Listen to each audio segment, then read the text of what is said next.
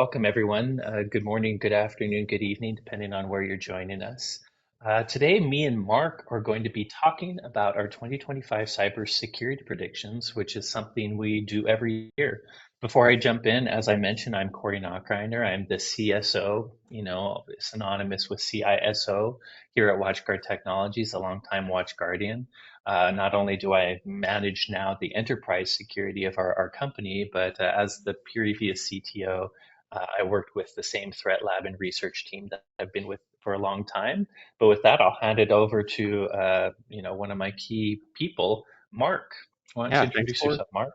And thank you everyone for hopping on today. Marc Laliberte, I'm the Director of Security Operations at WatchGuard.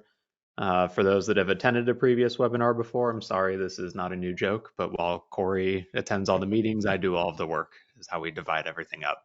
But happy to be here, really excited to talk about our predictions. I think we've got a good batch for this year. Yep.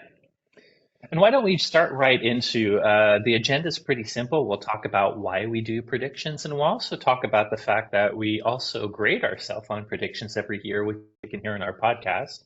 But then we'll dive right into 6 predictions we have for 2025. As well as if we have time, we have 2 little bonus predictions that didn't make the full cut, but we'll share with you if we have time. But you'll hear why we do predictions in a second. But this presentation, I know it's a webinar, so it's hard not to do a little bit of death by PowerPoint. But feel free to ask Q&A interactively. One of us, whoever's not speaking at the time, will try to monitor chat, and we really appreciate hearing your take on things. Or maybe at the end, if you have any predictions of your own, we'd love to hear them. But let's dive right in and talk about why we do predictions. Well, part of it is marketing. It seems to be a tradition. Depending on your feeling, you may be sick of them. Sometimes I get sick of the fact that the end of the calendar year, everyone and their mother, whatever industry it's in, everyone starts to make predictions for what will happen next year. And I'm not a huge believer in Nostradamus. I think there's too many variables for humans to really predict the future. But the real reason we do it is kind of a fun excuse to talk about the trends. The key thing in this presentation is every prediction we talk about, we'll be talking about trends that are absolutely solidly happening now.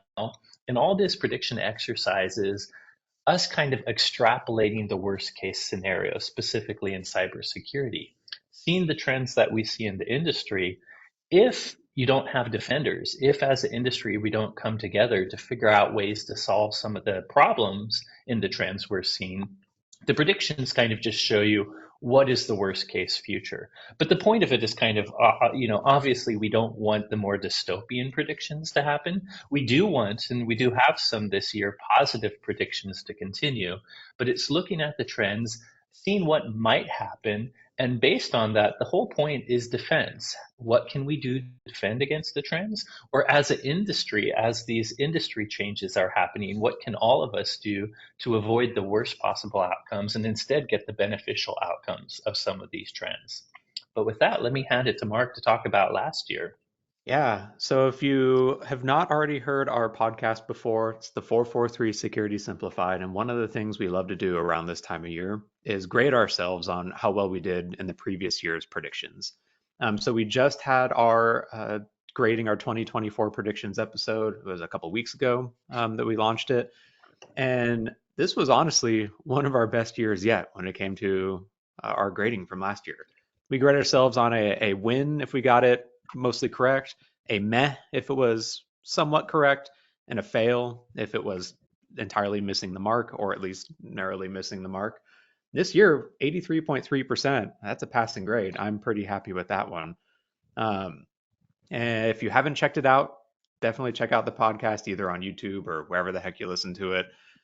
We go into basically updates on why we think the predictions either hit or miss. And yeah, I think it was a good episode. Yeah, I think it's worth listening to. For the med, just so you know, the grading, the wins give us a solid hit. The mes give us half points, and you can use either way. Even if we failed on those mes, we'd still have a passing score, but I think it'd be more like the 70s. But you be the judge. The mes were ones that we consider kind of partial hits. We got the trend right, but maybe the exact thing didn't hit. But if you listen to the episode, you can see if we're doing any curve grading and being too forgiving of ourselves. That Yeah. said, I do like the fact that, we don't just throw out these bold predictions and then ignore them. We actually will look back and see how we did. And I think it's important to figure out what your defenses should be when they are threat predictions. But with that, drum roll, please, why don't we jump straight into the predictions? And the way this will work is I'll say the prediction, but then each of us will, me and Mark, depending on who's starting the prediction, will talk about the trends that lead us to it, and we'll dive deeper. So the first prediction is malicious use of multimodal AI will create entire attack chains. So if you're in the industry, that might make perfect sense to you, but there's probably a lot to unpack there. First, this is obviously an AI-based trend, artificial intelligence, whether it's truly getting to that point where we call it artificial intelligence, or if it's the many machine learning models that kind of are built up underneath artificial intelligence models. AI is a huge thing in the industry. And frankly, me and Mark, AI is not a bad thing so far. Like there's a lot of potential good from AI. It's a technology that I think we're going to see change the world. The issue with these benign technologies is humans can use them for bad and good. So let's unpack this technology first. And you've probably heard of single modal or multimodal AI. A single modal AI is kind of an AI model that does one thing really good. When ChatGPT 1.0 came out, that's like a single modal model for large language models. It could essentially take text input, interpret that, and give human text responses. And then you saw all kinds of different types of AI models pop up. Ones like if we're talking generative AI, ones that can make images, ones that can make audio, ones that can make video, predictive models, ones that can take data and make predictions based on it, reinforcement models. But the point is, the kind of original definition of AI is just this general artificial intelligence that does everything. And early that, essentially anything a human can do. And by the way, the new term for that is AGI, artificial general intelligence. But it took a while for the industry to get to multimodal models, excuse me, so many words, which are really kind of these AI models you can get access that will actually do images, text, video. You could ask it lots of different things. And for instance, if I asked it to make a PowerPoint and it was a large language model, typically it would just give me a text output saying, hey, I can't make a PowerPoint for you, but it would describe the slides for you.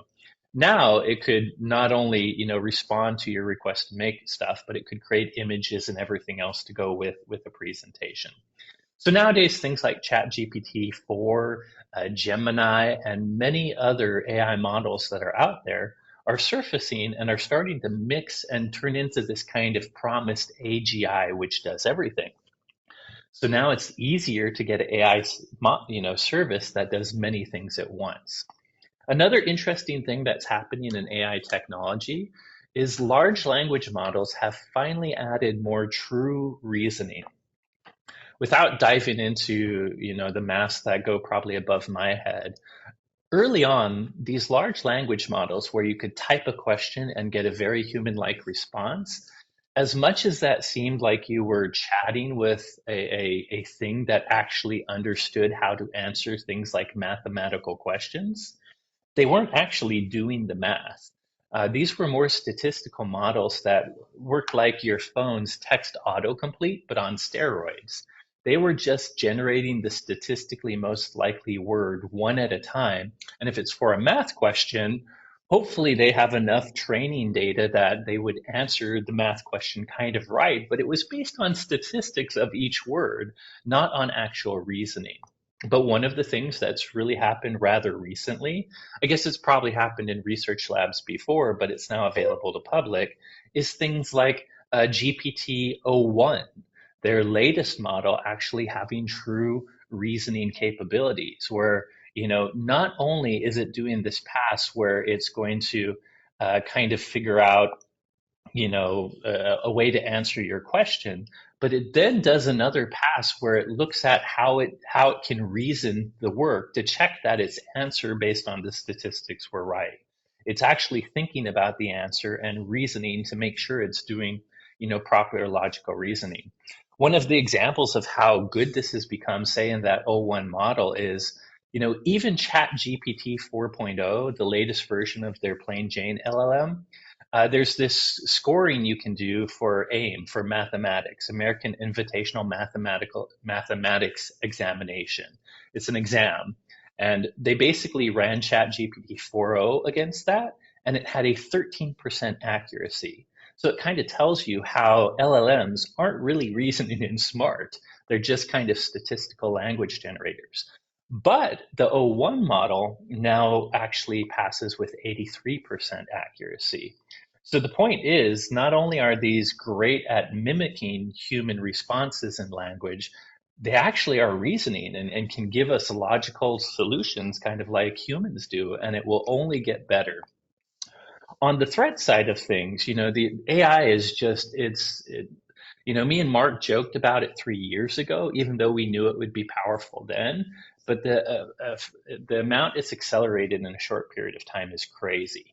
So it's really blowing up. And threat actors have not ignored that.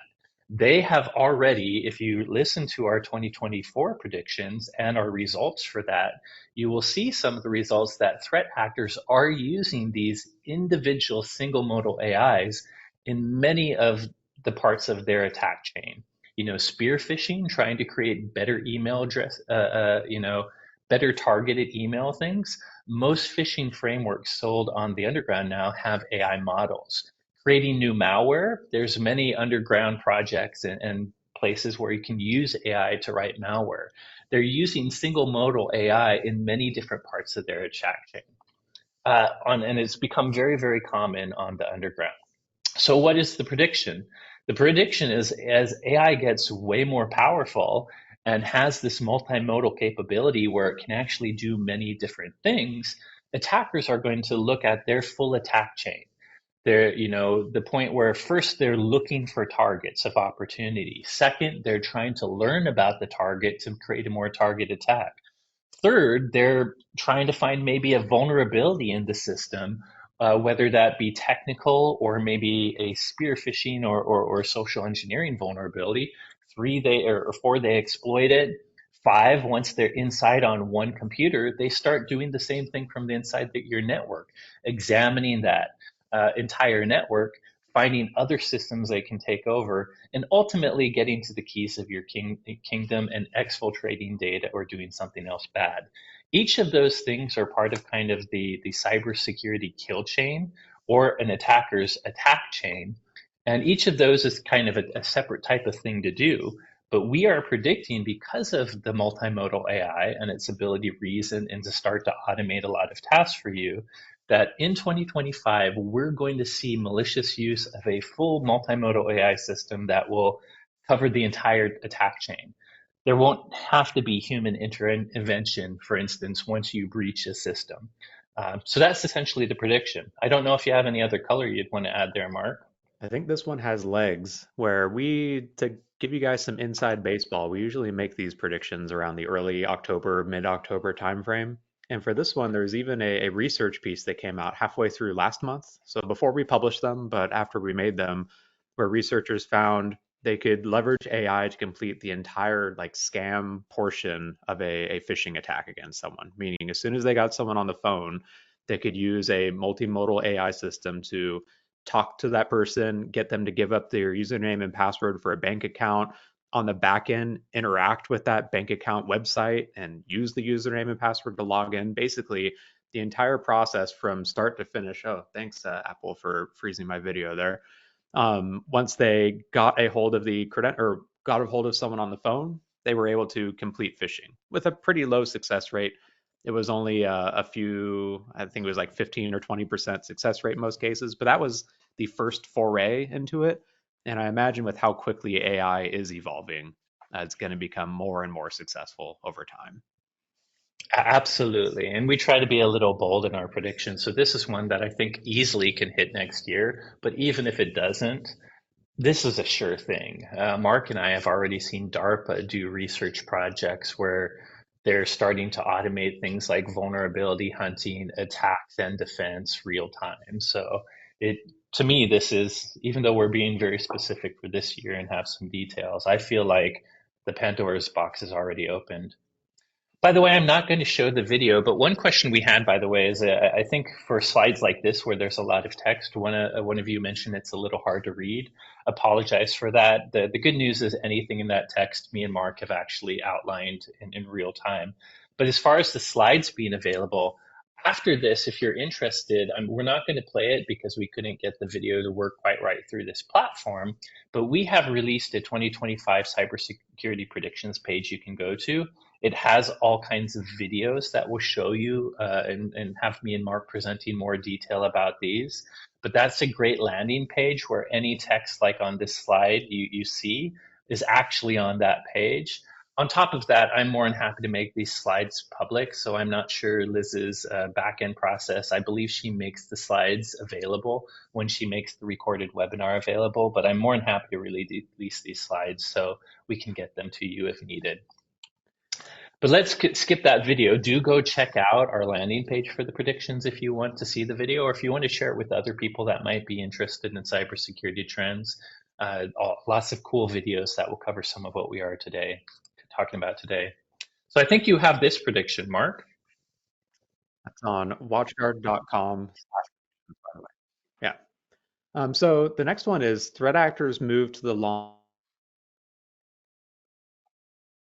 con, especially for digital supply chain attack. We've seen for a decade now at this point with digital supply chain attacks targeting organizations. So attackers are going after software components in order to get their foot in the door in organizations. Basically, if they can attack a single application like SolarWinds or 3CX, the video conferencing tool, they can leverage that into attacks against all of the users of that application and basically spread the breadth of their attack. This is a trend that's been going on for years now. We've talked about it in previous predictions and other supply chain attacks as well too. I think we had one in 2023 about vendors and MSPs being targeted specifically. But lately, there seems to have been a growing focus on targeting open source software specifically, and even more specifically, less well known open source packages. Attackers are going after the repositories and the package indexes for tools that companies and software developers use on a regular basis. They're using techniques like typo squatting against common package names, or even going after the maintainers themselves to compromise their account, take over the software package, and then inject their malicious code. But the one that really, I don't know about Corey, but really frightened me earlier this year Same. was an incident involving a little known tool, one I had never heard of, despite it being a default package on almost every Linux distribution there is, called xzutils. If you're not familiar with xzutils, it's a library used for compression and decompression. Think like if you're going to open a zip file, it might use this behind the scenes within your zip utility. If you're browsing a website, most web traffic uses compression. It's probably using this behind the scenes. Or if you're authenticating to a Linux server over SSH, it's going to use xzutils as part of that authentication as well too. And it turns out that someone had slowly taken over ownership, or at least maintenance, of the xzutils repository several years ago, over the course of a couple of years.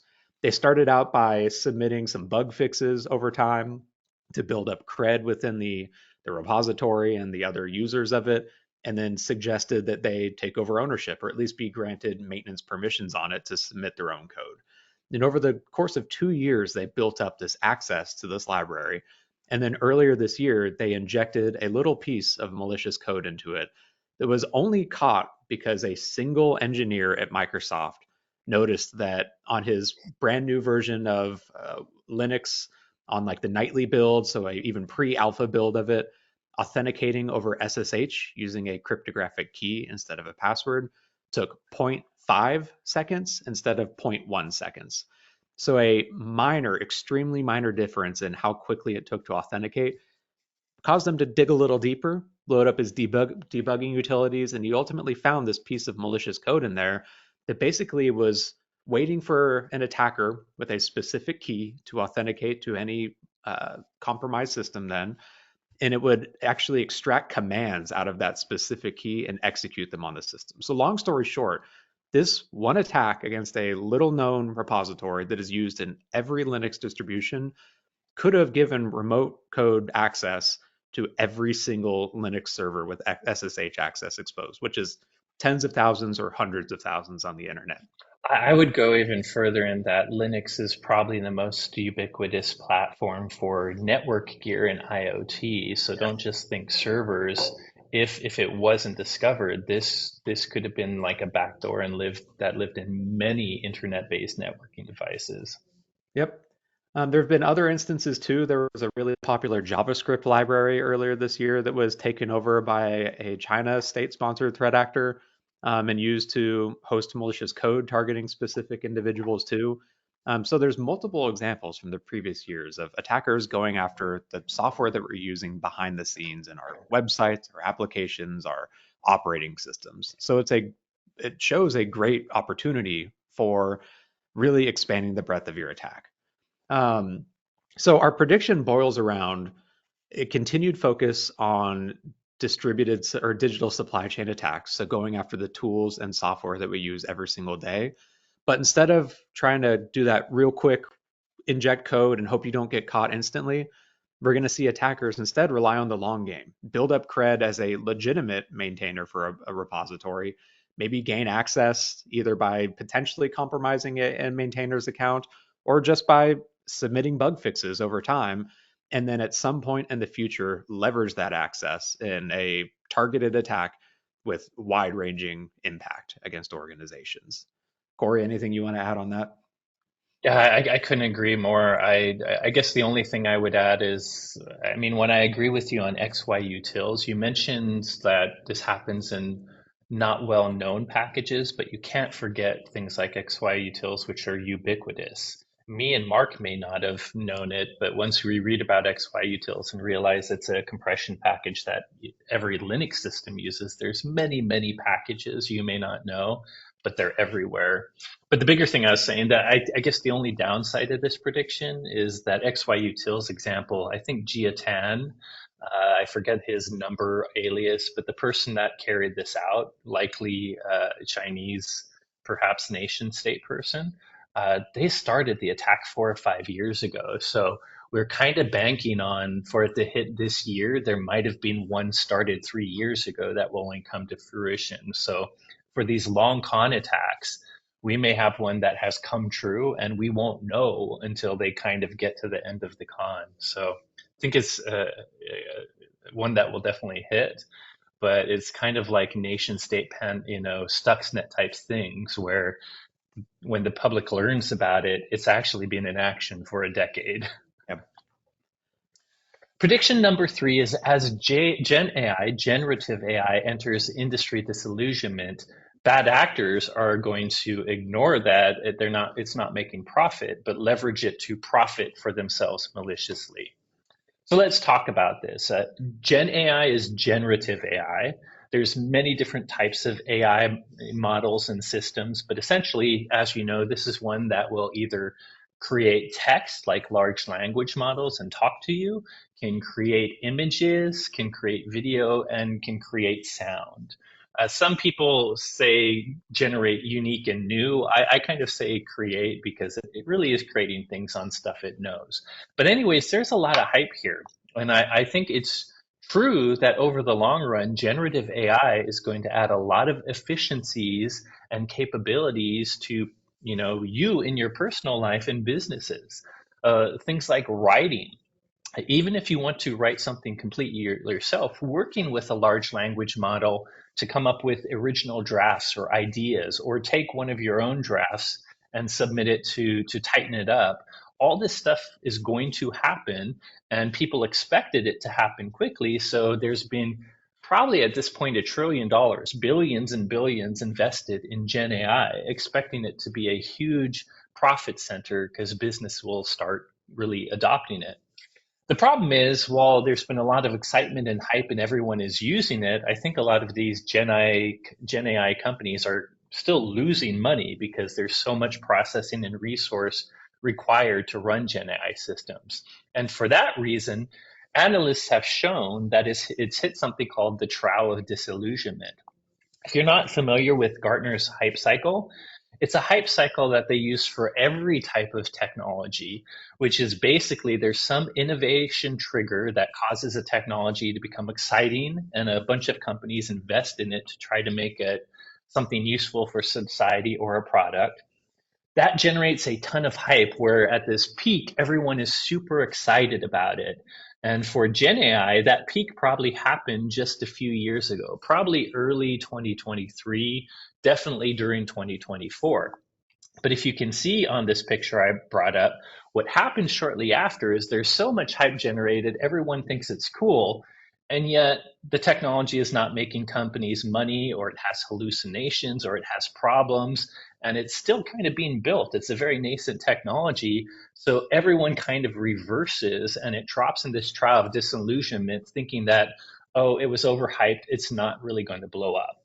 But over time, you can see it will hit that slope of enlightenment where people start to figure out the problems, they start to find the right ways to operationalize it. And eventually, some of these technologies will fall to the wayside if they're bad. But I expect Gen AI to eventually get to the point where it's really increasing productivity. But the point is, right now, at the beginning of 2025, there's a little bit of disillusionment to the hype, and it's dropping. And it's dropping because of things like hallucinations, problems, mistakes that LLMs have made. Everyone's seen the five finger videos or the crazy teeth.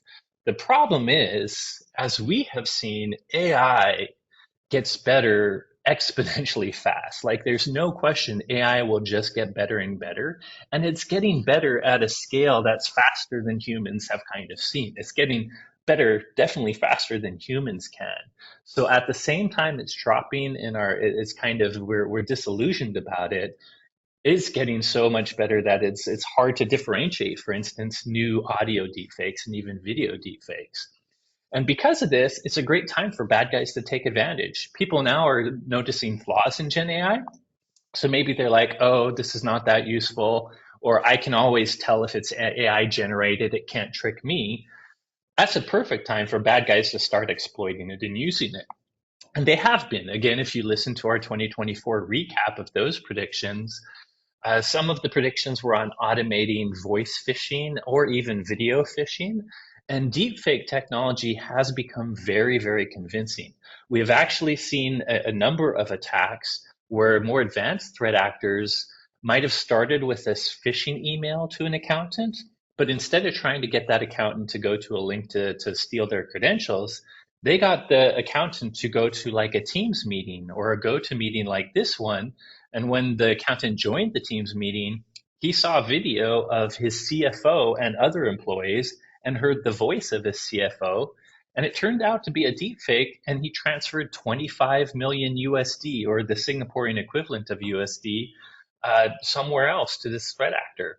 And if you think that's just one example, Unit 42 has a lot of research where they've seen numerous examples of using deepfake audio and video calls to socially engineer, C-levels, journalists, and politicians, or politically connected people.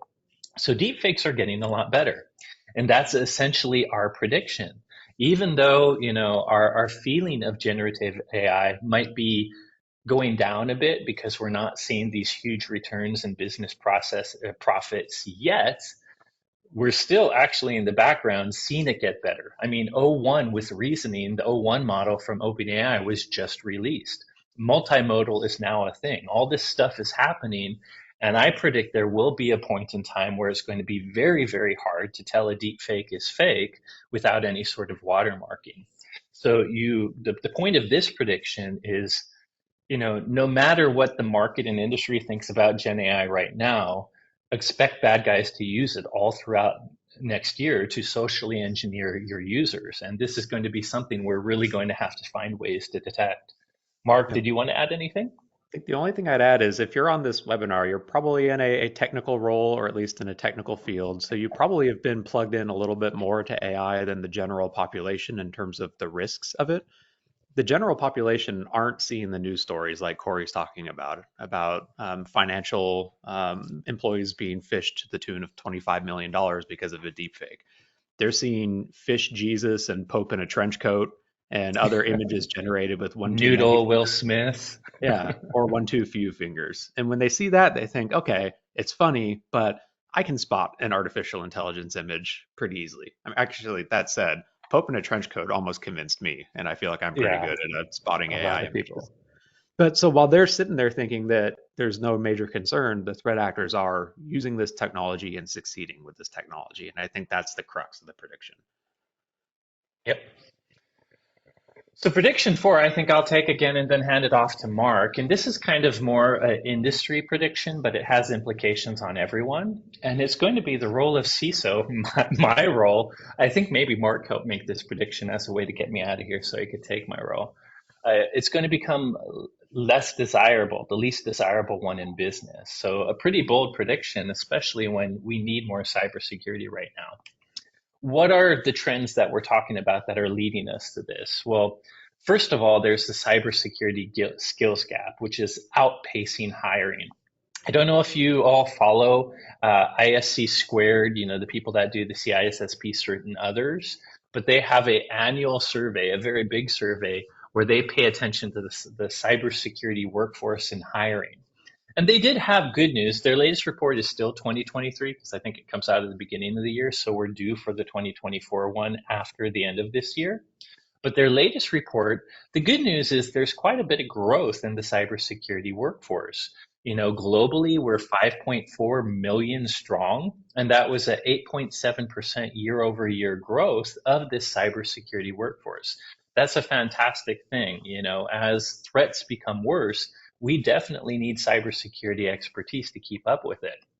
But the bigger issue is even though the growth is good, it's our need for cybersecurity is greatly outpacing how much we hire. So I believe last year it was, or in 2022, it was about 3.4 million global unfilled cybersecurity jobs. It's now gone up to 3.9 million unfilled jobs. So even though we're having growth, we're still behind. In fact, the unfilled jobs is growing at 12.6% year over year. It's growing faster than we can actually fill these positions. So the main point is that cybersecurity skills are hard to find and they're really at high demand right now, which means, I mean, the good news for people like us that work in it, that means they're well paid too, but it's an issue for an industry that's really trying to fill this out. It also means for the people that are in cybersecurity, one of the reasons it pays well is if there's not many people to do it, the people that are doing it tend to have a much increased workload. So another thing that's happened, and Gartner has made predictions around this too, is many surveys show that most cybersecurity personnel are feeling burnt out or underappreciated. Whether that be the CISO or all the way down to like your incident response team, it is kind of an unforgiving position where no one really cares what you're doing or what's happening if everything is good. And even though you might be trying to do things like talk to departments to patch or update processes or do this and that, if business is good and there's no threats, you're not really the top of everyone's to-do list, and they don't pay much attention to you. But the second something bad happens, you're the one they blame. And so it's really one of those positions that's hard to fill and hard to do unless you really have a passion for it, because you don't always get the appreciation you need. If you're doing your job, you're mostly just ignored because people expect that to be what happens most of the time. The other thing that's happened, especially for C roles, as we've seen some CISOs specifically, the good news, in my opinion, is they were negligent CISOs that weren't doing their job, but CISOs that have not done security well have suffered legal actions because of this. One example is the Uber CISO and other people on the Uber C-level organization that when they had a breach and they kind of tried to hide it from not only the public, but some people in their organization and paid off the attackers, that caused them to have to go to court. And eventually you're going to see more and more CISOs potentially going to jail or being prosecuted and having fines. It's getting a lot more board attention too. Is cyber insurance, whether it's selling products and services and having to have people trust you. The board is starting to realize that cybersecurity will affect their revenue, you know, positively or negatively, depending on how good their CISO is. So, because of this, CISOs feel a ton of pressure. On the flip side, anytime there's global economic pressures with inflation and stuff, there's a lot of decent economic signs going on, but I think most of the normal people out there feel that it's a tough economic condition right now. The security budgets seem to be one of the first that lesson. So all of these are really leading to Gartner releasing stats like, 50% of CISOs are not only going to leave their position, but might even move to some different job, non-security related in the future. And that's just CISOs. So all of that leads to the prediction that the CISO role may not be a role that people jump on in 2025. Now, we hope this changes. The way we can change this is, help drive workforce, drive understanding of cybersecurity, and do the right thing so you don't suffer the legal action. But right now, I think the CISO role is not necessarily the favorite role of different people looking for C-level executive jobs. Do you have any thoughts on this, Mark? I'm Just sure that you want to take my role over. a job in the wine industry is looking more and more Oh gosh, I happy would love every that. single day instead. Maybe I should go into VR, but then of course, with my expertise, I'd have to deal with VR cybersecurity, and I'm back to burnout all over. By the way, I'm joking. While me and Mark do feel burnout, I mean, this is an important position. So I think this is something that time and education and hopefully getting a new generation of people educated and a focus in colleges and universities will really help in the future. But I think it's time to throw it to you for prediction number 5. Yeah, enough of the doom and gloom predictions. Let's get to something happy. So for the next prediction, it is the good guys' disruption of threat actors start to have a meaningful impact. So if you've been following cybersecurity news, especially from law enforcement, not just in the US, but internationally, there have been a significant increase in takedown efforts or technical operations from the FBI in the States, the Dutch law enforcement organizations, and many other European teams as well too. It started around 2019, 2020 or so, at least in the US, when the Deputy Attorney General, Lisa Monaco, basically said it's time for the FBI to take their gloves off and start going after cyber threat actors on their own turf. You might relate this to like hacking back operations, but basically technical actions used to disrupt cyber threat actors.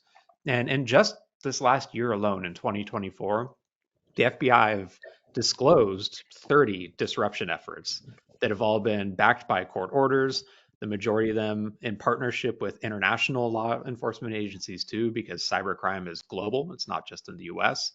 And over the past couple of years, they've had some pretty significant wins. They've disrupted major ransomware as a service operators like Lockbit and Black Cat and Hive. They've taken down major botnet uh, organizations like CACBot in just the past couple of years too. We saw they helped disrupt the Cyclops Blink botnet back in 2021, 22. Time flies. I don't even remember anymore. The FBI and international law enforcement are really starting to take the game to cyber criminals. And for the longest time, like I had a pretty cynical view on this, where yes, they took down a botnet, but it's going to take them a month and they'll just bring it back online. Or yes, they named and shamed the actual human beings behind a ransomware operation, but they live in Russia with no extradition treaty, so there's no hope in actually arresting them. But even my own viewpoint on an opinion on this has changed in just the last year or two. As these technical operations have become more and more frequent, they've actually had longer lasting damages to these cyber threat actors that are out there. Like Black Cat, for the most part, they did not pop back up online. There's been a few spin-offs of ransomware operators that were probably participants of that team, but they've been effectively neutered, and one of the major players in ransomware as a service is gone. And what the FBI and international law enforcement are trying to do is they know that it's going to be a whack-a-mole game. they can't permanently take offline infrastructure for these bad guys out there. But what they can do is make it more expensive for them to operate and more risky as well too. So by naming and shaming them, it means you can never leave your country again, because as soon as you go to Prague or somewhere else with a extradition treaty, you're going to be picked up by Interpol and shipped off to Europe or the United States to face justice. It also means you have to go redeploy all of your infrastructure, which is a significant effort in this case for them, as they need to use like stolen identities to get cloud services, source the cryptocurrency in order to pay for it all. They probably lost their cryptocurrency wallets as a part of the technical operation. Like there are concrete, tangible costs to threat actors. And anytime you make something more expensive, you make it less appealing, especially in cybercrime too. So our prediction really is about how this increase in the gloves off approach from law enforcement with these technical operations disrupting proactively botnets, ransomware as a service, dark web marketplaces, they are going to have a meaningful impact in reducing some of the volume of cybercrime that we have out there, or at least the major cybercrime as a service platforms that threat actors can get a hold of. And I feel like this is our first happy prediction we've had in a couple of years. Yeah. So I'm really hoping this one comes true. I don't know about you, Corey. We've had a few happy business ones like the MSP one last year, but yes, we often go dystopian, but I like this happy one. And there's even a comment, by the way, that I forget exactly how one of our audience put the question, but it seems like the bad guys are doing a lot of winning. This prediction shows that we're actually doing better as a global industry community with law enforcement starting to win too. I'll say the one other shout out I'll give here, like this is law enforcement specific, but I've noticed private vendors, security vendors, or other big vendors are really helping these law enforcement agencies. And because of the attack their profit, attack their ways of their costs, the threat actors' costs and money, private industry can have an effect. I mean, some of the cases you talked about with the FBI, the investigations was with the private vendor. We got to participate in one of those, whether we liked it or not. But Microsoft, love them or hate them, they've gone up and down for security. They've built a very big legal team that has been pretty effective at taking legal action against botnet threat actors. Now they're not a law enforcement agency, so they can't go and catch them or put out warrants for them. But what they do with their legal team is, if they can track the money, they've had they've had cases that was able to lock accounts and to make it so, for instance, threat actors can't get the money or force law enforcement to take certain actions. So it's also nice to see the private community kind of, when they can, legally through legal means, just dissuading threat actors through removing profits. So that gets us to our next prediction. You mentioned good news. Well, this is actually also a positive prediction, in my opinion, because we obviously are talking a lot about AI lately because it is a huge industry thing and can be a huge threat. But AI is what's going to save us from malicious AI problems. So there's lots of ways AI is already being used in the security. Even we have at WatchGuard, but around the world for cybersecurity. But the prediction this year that we focused on is organizations will specifically rely on AI to help protect their operational technology, or Internet of Things technology. To me, operational technology is very similar to Internet of Things. It's just business devices versus computer ones. So how is this going to happen? Well, through anomaly detection. So what are the trends we're seeing? We talked a lot about bad ways AI can be used. But AI can be used to do good things too. The whole point is AI is statistics at scale. If you give it a large enough set of data, it can learn all kinds of things about that data. It can pull out insights for you. It can help you summarize that data. It can predict based on past data it's seen. It can do lots of great things. And for instance, for your own business or your own network, the more data you give it, now there's privacy concerns here. Me and Marc could talk about that for an hour too. But if you had this secure internal AI model, if you give it a lot of your data, it can be trained to learn good and bad in your own business. And that's exactly what's happening, for instance, at a network level on new security products like WatchGuard network detection and response. Once it learns about you and your based on all the historical data you've given it, it's really good at spotting anomalies very, very quickly, much faster than humans can by exponential scales.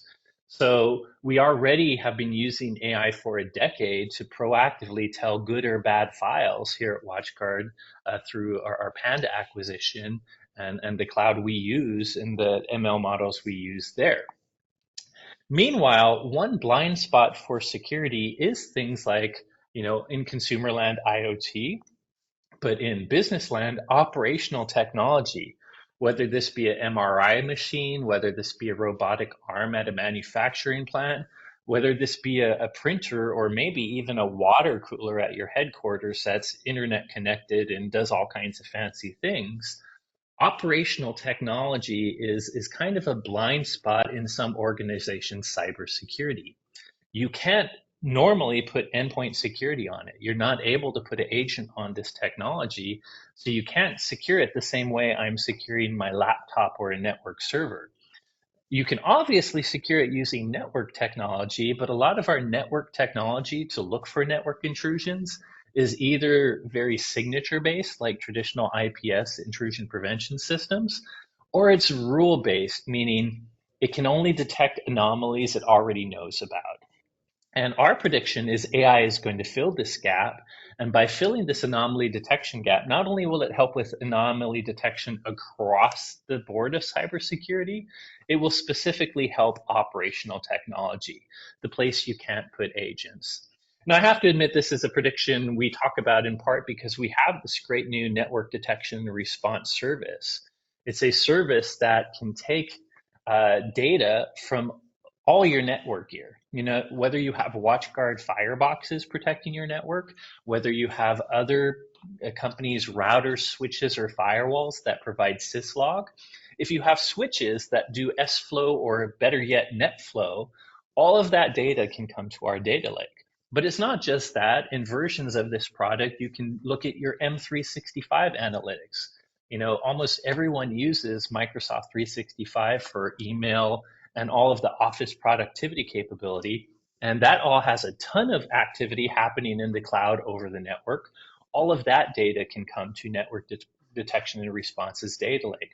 And basically what I talked about, we have tens and tens, if not hundreds of different AI models operating in the background where one, over the first week, we're going to learn what is normal for your network based on whatever devices you have, whether that be operational technology like a printer or specialized webcam or conference room TV, or normal computers and servers.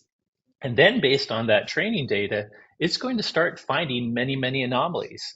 Some of these anomalies are ones we're used to detecting, like command and control that have known patterns. But some of these anomalies are ones that we have special AI models for that look different a lot of the time, but we can detect the anomaly based on AI statistical modeling. So long story short is AI is really powering the anomaly detection that will really improve prevention, detection, and response for many, many companies. And this is especially useful when you have things like operational technology that you can't put endpoint security on. Any thoughts, Mark, or Just did I to cover this one? Oh, go ahead. reiterate on that, like one of the coolest things about AI powered anomaly detection like this for network detection responses, it does not care what the endpoint is. It gets a baseline of what, what normal is for that endpoint. And anytime there is a deviation from normal, anytime there is an anomaly, that is when you get a detection for something suspicious going on or a known threat to go on. It doesn't care if it's a toaster oven or a refrigerator or whatever. It just knows what's normal and what's not normal. And that's what's really cool about this technology and what has me really excited about it going forward. Same, same. So those are actually all of our predictions. It looks like we do have a little bit of time. If you have questions or your own predictions, feel free to share them. But since we have a little bit of time before we officially drop in the last 5 minutes of prediction or questions, I will say we had a few bonus predictions we were considering. I'll cover them really quick. One was data privacy laws will be coming to the US in full force in 2025. The downside of that is they might potentially cause more harm than good. So I believe, Mark, it was like 3 years ago when GDPR first really got institutionalized. We predicted that the US government would create a federal law similar to GDPR. Until then, California had just released the CCPA and a follow up act that was basically like a mini GDPR with slight differences for at least the state of California. And that's why we predicted that more and more states would want that, and the federal government would think they would want to institute kind of this standard protection across all of the U.S. That prediction failed. That was a hard fail 3 years ago, and frankly, our government does not seem to be in a state where they can agree on things, so we don't think that will happen. But what has happened since is about 8 different states are releasing data privacy laws, very similar to similar but different, similar in intention to California's CCPA. But the problem is when states start to mandate these, they have much different rule sets. You know, they may not offer the same amounts of privacy or consider the same data private. So we are seeing more and more states, and 2025 will be a year where at least 8 states get these laws.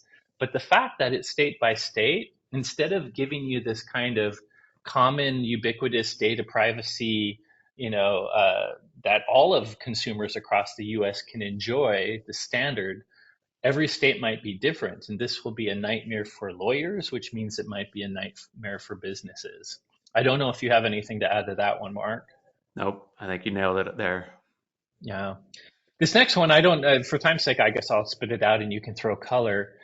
The other one we were considering is the US government will continue to ban foreign operational technology, and this will both have massive implications for emerging technology and could affect global economics because you would expect many other countries to follow the US government's suit. This is actually pretty timely news because I think it just got out of appeals that TikTok is going to be banned in the United States if it keeps going this direction. But some of the things that have happened that the US government did, and it's not just the US government, by the way, China has been refusing certain technology from the US for a long time. But the US government, years ago blocked a company called Huawei, a routing company that allegedly, although there's plenty of proof of it being real, stole Cisco iOS to make their routing and switch company. The allegation is not only were the devices extremely vulnerable, but the government believes that it might be intentional vulnerability so that the Chinese or North Korean government, in this case, Chinese government, could backdoor devices that would be all over the world. So we do not allow the sale of Huawei devices in the US, or we really discourage it. Kaspersky, same situation. At least for government use, the US government banned Kaspersky antivirus because they think it's Russian state sponsored, whether or not it really is or not. And them banning it for government use resulted in most American companies stop using it. DJI, a popular drone company, I'm a drone enthusiast, and DJI unfortunately makes really good drones. But I think it's very likely that that company is actually storing all the video and GPS data. So we're worried about that. And of course, the latest is TikTok. But as our government bans these devices, supposedly for preventing espionage and nation state security, of course, other countries are going to react and ban things.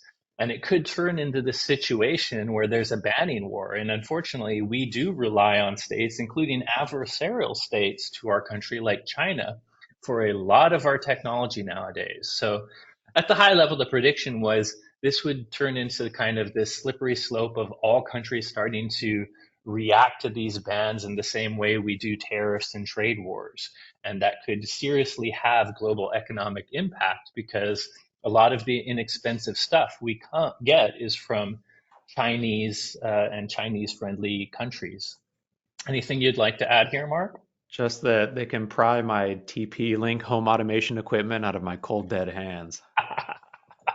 I do like TP-Link, but I think we're both aware of vulnerabilities that have Yep. happened in them. So we have to be I'm very diligent on patching my TP-Link Wi-Fi gear, but it actually has some pretty good Wi-Fi gear, in my opinion. So those are predictions. I guess we can open up the questions if you have any. I don't see any new ones. If you do, feel free to contact us. Otherwise, do check out our 443 podcast where we talk about this and other things. And if you have your own predictions and you share them with us on whether it be, I guess we'll still look at X, though we're not officially there. But if you go to what's your Blue Sky handle, Mark? It's mark.me. Yeah, if you check out itsmark.me, and I don't have a what's it called, the ego domain for it, but I'm probably sec adept at the normal Blue Sky domain. Share your predictions there. We'll be more than happy to take a peek at them and maybe talk about them on a podcast. And And oh, by the way, the TP link, when we're saying that to one of the audience members, these are our home equipment. We won't disclose all the different equipment we use at WatchGuard, but TP link is not in use here. That's don't home worry, stuff. still got an AP 420 back there frying an egg with the Yeah, radiation coming off of it.